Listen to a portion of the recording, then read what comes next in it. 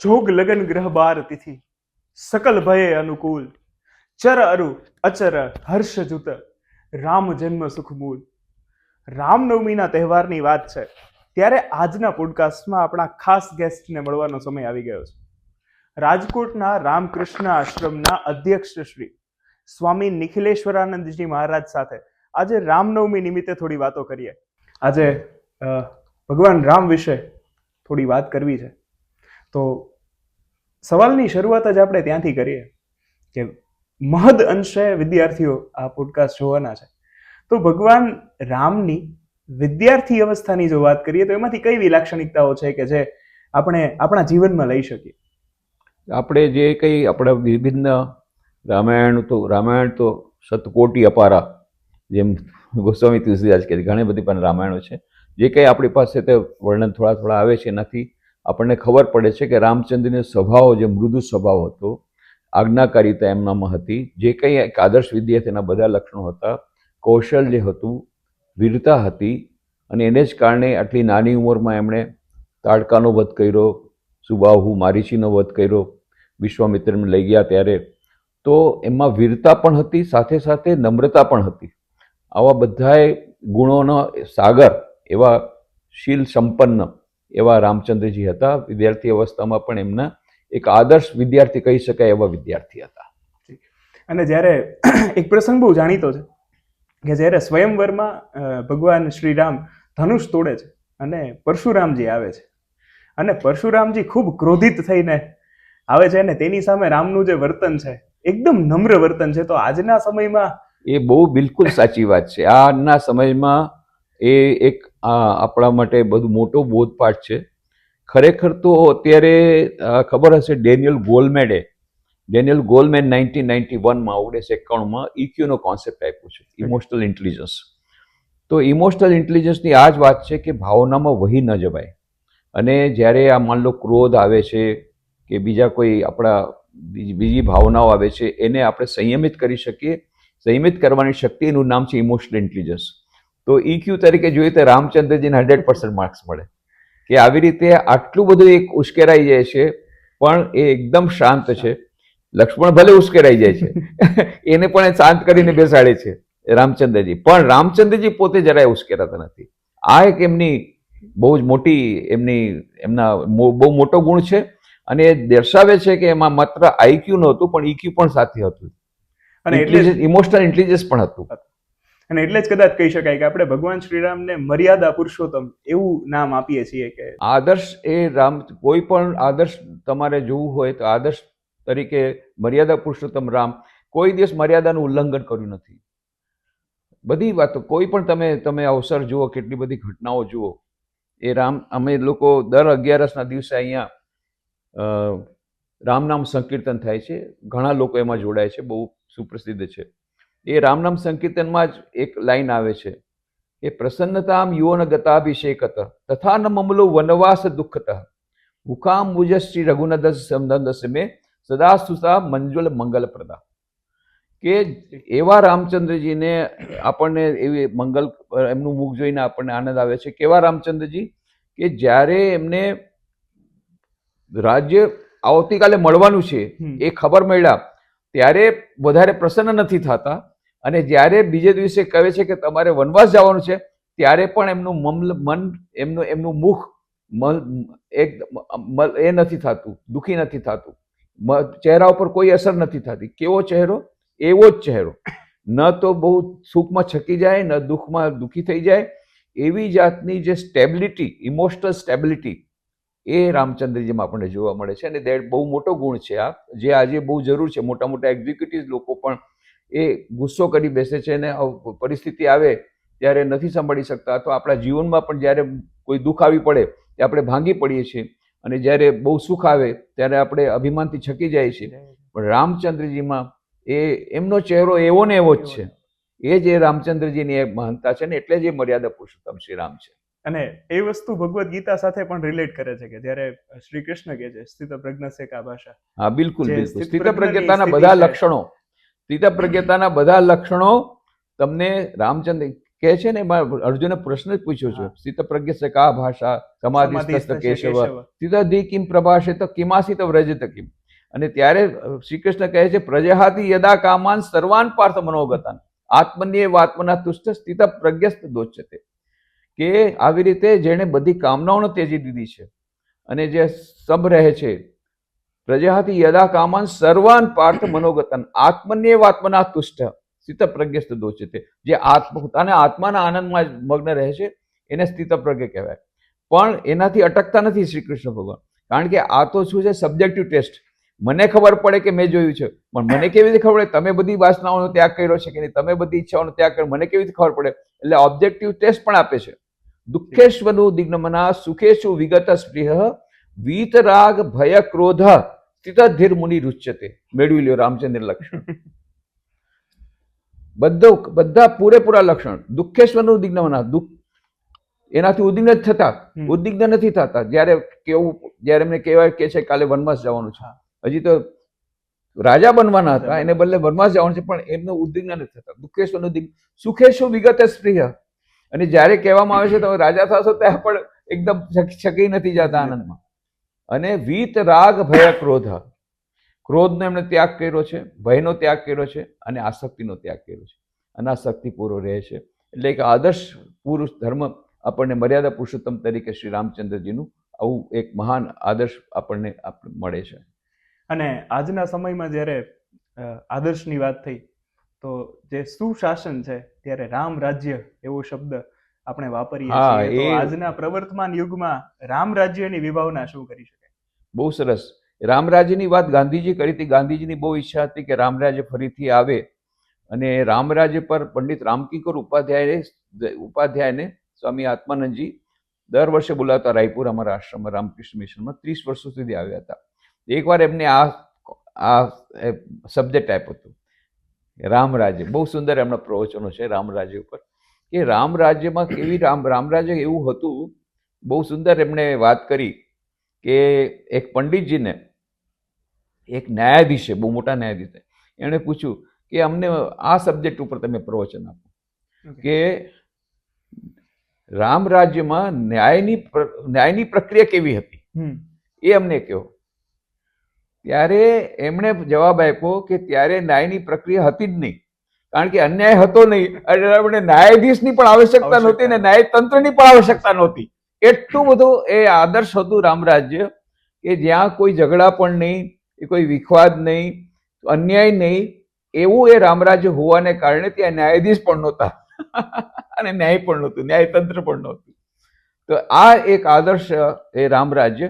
હવે એની સ્થાપના આપણે જો કરવી હોય તો એમાં આપણે વિચાર કરો કે એ રામ રાજ્ય કેવી રીતે સ્થાપ્યું. ત્યારથી આપણે શરૂ કરીએ. રામ રાજ્ય થવાનું છે આવતીકાલે. રાજા રામ થવાના છે. વચમાં કોણ આવ્યું? કઈ મંથરા આજે પણ છે. આજે પણ ઈર્ષારૂપી કઈ છે, બરાબર. અને આ બધી આવી રીતે દુષ્ટ બુદ્ધિવાળી મંથરા છે અને એને જ કારણે આપણે આજે પણ રામ રાજ્ય નથી આવી રહ્યું. આ બધા જે તત્વો છે એ જ્યાં સુધી રાવણનો વધ નહીં થાય, કુંભકર્ણનો વધ નહીં થાય, મેઘનાદનો વધ નહીં થાય, ત્યાં સુધી રામ રાજ્ય આવશે નહીં. અને આ કોણ છે? માત્ર બહારના રાક્ષસ નથી. અત્યારે આપણા સમાજમાં બહારના રાક્ષસો પણ ખૂબ છે જ, પણ એના કરતાં વધીને એક બીજી બહુ સુંદર વાત છે. જ્યાં સુધી આપણા અંતરમાં રામ રાજ્યની સ્થાપના નહીં થાય. કેમ કે યથા રાજા તથા પ્રજા આ જૂનો મંત્ર હતો. ડેમોક્રેસીમાં યથા પ્રજા તથા રાજા. માત્ર રાજા રામચંદ્રજી કે કોઈ પ્રાઇમ મિનિસ્ટર કે કોઈ એવો રાજા થઈ જશે એનાથી ફાયદો થવાનો નથી. લોકો કેવા છે? કારણ કે લોકો વોટ આપવાના છે. મત કોણ આપવાનું છે? ડેમોક્રેસીમાં. એટલે જ્યાં સુધી માણસો સારા નહીં થાય, પ્રજા સારી નહીં થાય, ત્યાં સુધી રાજા સારો નહીં થાય અને ત્યાં સુધી રામ રાજ્ય નહીં આવે. એટલે ડેમોક્રેસીના સમયમાં રામ રાજ્ય ક્યારે આવે? કે જ્યારે આપણા અંતરમાં રામ રાજ્ય સ્થપાય.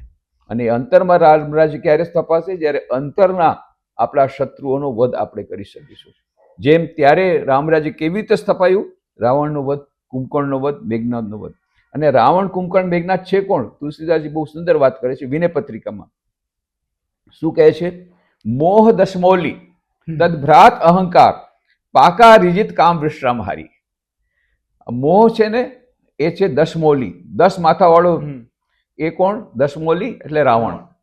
તદ ભ્રાત અહંકાર, એનો ભાઈ કોણ છે? અહંકાર. એનું પેટ ભરાતું જ નથી. કુંભકર્ણનું ગમે એટલું ખાય, હજી ખાવ, હજી જોઈએ, હજી જોઈએ, હજી જોઈએ, એનો ખાઉધરો છે, એનાથી પેટ ભરાતું નથી.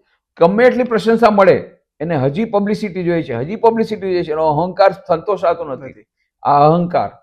તો મોહ, અહંકાર અને કામ રૂપી મેઘનાદ, અને બીજા પણ રાક્ષસોનું એમાં વર્ણન કર્યું છે. આ બધા રાક્ષસોનું જ્યાં સુધી વધ નહીં થાય ત્યાં સુધી આપણા અંતરમાં રામરાજ્ય સ્થપાવાનું નથી. બહુ સુંદર પ્રસંગ આવે છે કે જ્યારે રાવણનો વધ થઈ જાય છે ત્યારે બધાય દેવતા પોતપોતાના વાહનમાં બેસીને આવીને ફૂલોની વર્ષા કરે છે અને રામચંદ્રની સ્તુતિ કરે છે. તમે બહુ સરસ કર્યું, આ રાવણ દુષ્ટ હતો, એનો તમે વધ કર્યો અને આ બધી શાંતિ સ્થપાઈ ગઈ, અને બધાને બહુ હેરાન કરતો, અમને દેવતાઓને બહુ હેરાન કરતો હતો, જય હો પ્રભુ, જય હો, જય હો, એમ કરીને સ્તુતિ કરીને બધા પોતપોતાના વાહનમાંથી જાય છે. બધાય તો ગયા, પણ દેવાધિદેવ મહાદેવનો કોઈ પત્તો નથી.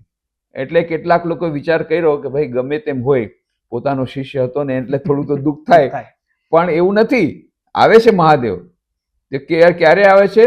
જ્યારે અસ્તુતિ કરી કરી સુર ચલે તબ આયો શંભુ સુજાન. આ બધા અજાન દેવતા વયા ગયા, એના પછી સુજાન એ આવ્યા શંભુ, અને આવીને શું કરે છે? મામ અભિરક્ષય, રઘુકુળ નાયક, હે પ્રભુ રક્ષા કરો, રક્ષા કરો. લે, અરે ભાઈ, જેટલું બધા રાક્ષસોનો વધ થઈ ગયો, રાવણ હોય ગયા, હવે તેની રક્ષા. ત્યારે જે કહે છે, જે શંકર ભગવાન શું કહે છે કે એક રાવણનો વધ કરવાથી કાંઈ સમસ્યાનું સમાધાન નથી આવતું. આ અંતરમાં રહેલા જે કામ, ક્રોધ, લોભ, મોહ, મદ રૂપી જે રાક્ષસો છે એનો પ્રભુ વધ કરો, ત્યાં સુધી આ સમસ્યાનું સમાધાન થવાનું નથી. એટલે આ એક બહુ મોટો પાઠ આપણને રામાયણમાંથી, રામચરિતમાનસમાંથી મળે છે કે આપણે પહેલા જો ખરેખર રામ રાજ્ય સ્થાપવું હોય તો આપણા અંતરમાં રામ રાજ્ય સ્થાપવું પડશે સૌથી પહેલા. અને જ્યારે પ્રજા સારી થશે તો એ પ્રમાણે ચૂંટણી પ્રમાણે મત દઈને રાજા પણ આદર્શ આવશે, અને ત્યારે જ્યારે આદર્શ રાજા આવશે અને આદર્શ પ્રજા હશે ત્યારે ફરીથી રામ રાજ્ય આવશે. જ્યારે રામરાજ્યની વાત આવે તો એના પાયામાં જ ક્યાંક શાંતિ, સમાનતાની વાત આવે છે. તો જેમ તમે બધી વાત કરી એની જેમ સારા સંબંધો પણ રામાયણમાં આપણને જોવા મળે છે. એનો પણ ઉલ્લેખ છે કે સીતા જેવા પત્ની છે, કે પછી ભરત જેવો ભાઈ છે. જેમ કીધું છે કે તુમ્મમ પ્રિય ભરત સમ ભાઈ. તો એ સંબંધના સમીકરણો બિલકુલ બિલકુલ, જો તમારે જોવું હોય, આજકાલ તો ભાઈ ભાઈમાં ઝઘડા થાય છે, એટલા બધા ઝઘડા થાય છે, કોર્ટમાં કેસ ચાલે છે એકબીજા વિરુદ્ધ. સગા ભાઈ એકબીજા સામે મોઢું સામે જોતા નથી, અને મિલકત માટે, ખાસ તો મિલકત માટે જ હોય છે. જે કંઈ હોય, વધારેમાં વધારે ઝઘડા તો મિલકત માટે જ હોય છે.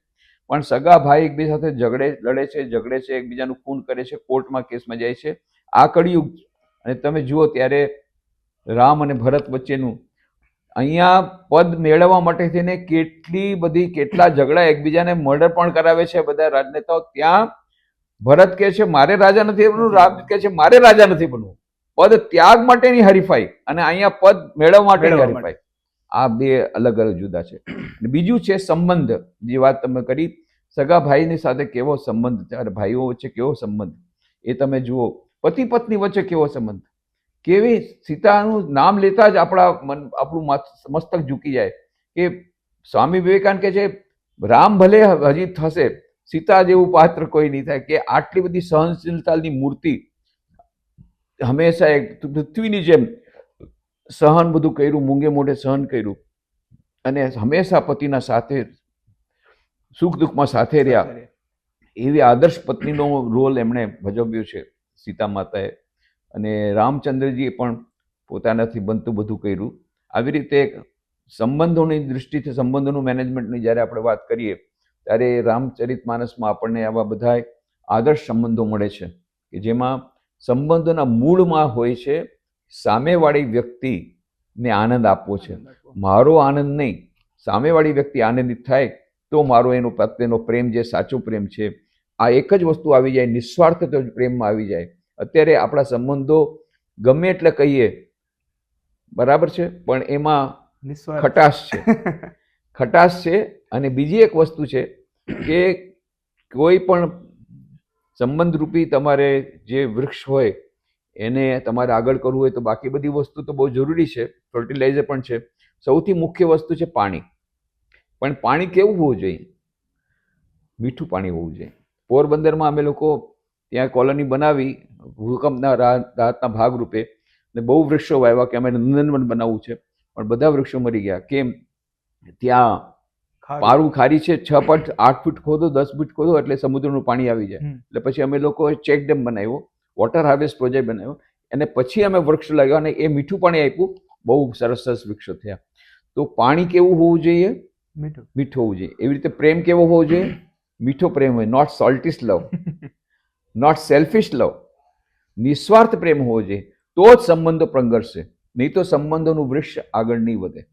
જો સંબંધોના વૃક્ષમાં તમે પાણી નાખશો, મીઠાવાળું પાણી, સોલ્ટિશ વોટર આપશો, તો વૃક્ષ કપાઈ જશે, સુકાઈ જશે. તો કેવું પાણી જોશે? Sweet water. નિસ્વાર્થ પ્રેમ એ જો હશે તો સંબંધો પાંગરશે. આ આપણને રામાયણમાંથી મળે છે. અને એ જ નિસ્વાર્થ પ્રેમ ક્યાંક એની પીક સુધી પહોંચે છે તો એ કદાચ ભક્તિભાવમાં પરિણમે છે. કારણ કે આપણે જે રીતે હનુમાનજીના પ્રસંગો જોઈએ છે, માતા સીતાને ખાલી એ સિંદૂર પૂરતા જોઈ જાય અને એમ થાય કે આનાથી તો મારા રામ છે એની રક્ષા થાય છે, તો પોતાના આખા શરીરે સિંદૂર લગાડે છે. તો હનુમાનજીનું પાત્ર પણ ક્યાંક સમર્પણ અને ભક્તિભાવની ચરમસીમા અને ભક્તિની ચરમસીમા. એટલે સ્વામી વિવેકાનંદ પોતે કહેતા કે હવે અત્યારે આપણા યુવાનો માટે આદર્શ છે હનુમાનજી. આદર્શ હનુમાનજી, કે હનુમાનજીની જેવું એમણે સંયમ પણ હોવો જોઈએ પોતાના મન ઉપર, જેવો હનુમાનજી સંયમ હતો, અને એના જેવી મહાવીરતા, ગમે તેવા શત્રુનો વધ કરવાની મારી ક્ષમતા, અને સૌથી મોટી છે આજ્ઞાકારિતા. રામચંદ્રજી પ્રત્યે સમર્પિતતા, અને એમના પ્રત્યેનું એમનું પોતાનું સમસ્ત એમણે પોતાનું જીવન સમર્પિત કરી દીધું રામચંદ્રજીની સેવા માટે, રામચંદ્રની આજ્ઞાને શિરોધાર કરવા માટે. અને હંમેશા રામચંદ્રજીની પડખે હંમેશા રહ્યા, એકદમ એમને છોડ્યા નહીં, છાયાની જેમ રહ્યા અને એમની રક્ષા કરી. તો આવી રીતે એ જે સમર્પિતતા અને આજ્ઞાકારિતા અને સાથે સાથે એવી મહાવીરતા, આ બધા લક્ષણો એક સાથે આપણને હનુમાન જોવા મળે છે. એટલે સ્વામી વિવેકાનંદ પૂછવામાં આવ્યું હતું આપણા યુવાનોનો આદર્શ શું હોવો જોઈએ? એમણે ચોખ્ખું કહ્યું હતું હનુમાનજી આપણા આદર્શ હોવા જોઈએ. એના માટે તમે ખાસ એકવાર એમને પૂછ્યું હતું. અત્યારે હનુમાનના ચરિત્રને તમારે આદર્શ બનાવવાનો છે. આ સ્વામી વિવેકાનંદ પોતે કહે છે. જો રામચંદ્રની આજ્ઞાથી તેમણે સાગરને ઓળંગ્યો હતો, તેમને જીવન કે મરણની પરવા ન હતી. તેઓ પૂરેપૂરા ઇન્દ્રિય નિગ્રહી અને અદ્ભુત બુદ્ધિ ધરાવતા હતા. અંગત સેવાના મહાન આદર્શ અનુસાર તમારે તમારું જીવન ઘડવું જોઈશે. તે દ્વારા બીજા બધા આદર્શો ધીરે ધીરે જીવનમાં ઉતરી આવશે. સામો પ્રશ્ન કર્યા સિવાય ગુરુની આજ્ઞાનું પાલન અને સંપૂર્ણ બ્રહ્મચર્ય સેવન એ સફળતાનું રહસ્ય છે. હનુમાન એક બાજુ જેમ સેવાના આદર્શના પ્રતિનિધિ છે, તેમ બીજી બાજુ આખી દુનિયા પર ધાક બેસાડી દે એવી સિંહ સમાન હિંમતના પણ પ્રતિનિધિ છે. આવા બધા ગુણોનો સંપન્ન છે હનુમાનજી. એટલે સ્વામી વિવેકાનંદ કહેતા હતા યુવાનોનો આદર્શ હનુમાનજી હોવો જોઈએ. એક પ્રશ્ન ખાસ એ પૂછવાની ઈચ્છા થાય છે કે આપણે કહીએ છીએ કે ક્ષમા વીરસ્ય ભૂષણમ. તો રામ જ્યારે યુદ્ધ જીતે છે, રાવણનો વધ થાય છે, એ પછી પણ રામની કોઈ એવી ઈચ્છા નથી કે હું લંકા ઉપર રાજ્ય કરું કે પછી ગાદી લઉં. જેમ ભરતે એક સમયે ગાદીનો ત્યાગ કરેલો, એમ ભગવાન રામ પણ વિભીષણને ગાદી સોંપી અને ત્યાંથી જાય છે. તો કેટલી સહજ રીતે એ તો એમની ત્યાગવૃત્તિ તો એમનામાં હતી જ, એક વસ્તુ છે. અને એમણે તો ચડાઈ, જેમ આજકાલ બીજા દેશ ઉપર બધા ચડાઈ કરે એવું ચડાઈ તો કરી નહોતી. એમણે તો સીતાને મેળવવા માટે, એમણે તો કીધું તું સીતાને આપી દો તો મારે પછી ચડાઈ કરવી નથી. રાવણ સીતાને મેળવવા માટેની જ બધી વાત હતી. કોઈ દિવસ એવું તો હતું નહીં કે એમને એવી મહત્વાકાંક્ષા હતી કે લંકાનો પર હું રાજ કરું, એ તો હતી જ નહીં. અને એટલા જ માટે જ્યારે વિભીષણના શરણમાં આવે છે, એડવાન્સમાં અગાઉથી એમને રાજ તિલક કરી દે છે કે લંકાના રાજ એને રાજા ઘોષિત કરી દે છે. એની પાછળ તમે જુઓ સ્ટેટ્સમેનશીપ પણ જુઓ કે લંકાના રાજમાં બીજા બહારના લોકોની એક્સેપ્ટન્સ નહીં થાય, એમને ખબર હતી. પણ ત્યાંનો જ માણસ જે છે એને જ રાજા બનાવશો, હી વિલ બી એક્સેપ્ટેડ. એ પણ એક એમની એક બહુ સુંદર એક કેવું બુદ્ધિ કૌશલ્ય હતું રામચંદ્રજીનું. પણ ત્યાગની ભાવના તો હતી જ. અને કોઈ દિવસ એમને તો એવું હતું નહીં કે મારે લંકામાં રાજ કરવું છે, એટલા માટે એવી મહત્વાકાંક્ષાથી તેમણે ચડાઈ કરી નહોતી. એટલે એમના માટે બહુ સહજ હતું આ. અને વિભીષણની કદાચ જો વાત કરીએ તો તમારું સારું કે ખરાબ હોવું એ તો પછીની વાત છે, પણ તમે કયા પક્ષ સાથે જોડાયેલા છો, બિલકુલ એ વસ્તુ વધારે બહુ જરૂરી છે. કે તમે જો પોતે ભલે સારા હો, પણ જો તમે બીજા કોઈ એવા ખરાબ તત્વો સાથે જોડાયેલા હો તો તમારું પણ એ સાથે પતન થશે. એક્ઝામ્પલ કર્ણ પોતે દાનવીર હતો, એટલા બધા ગુણો હતા, પણ એણે આ દુષ્ટોનો સાથ આપ્યો એટલે એનો વધ થયો.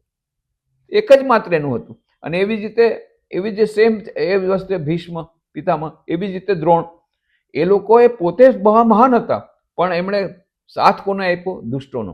અને એટલા માટે એમનો પણ વધ થયો.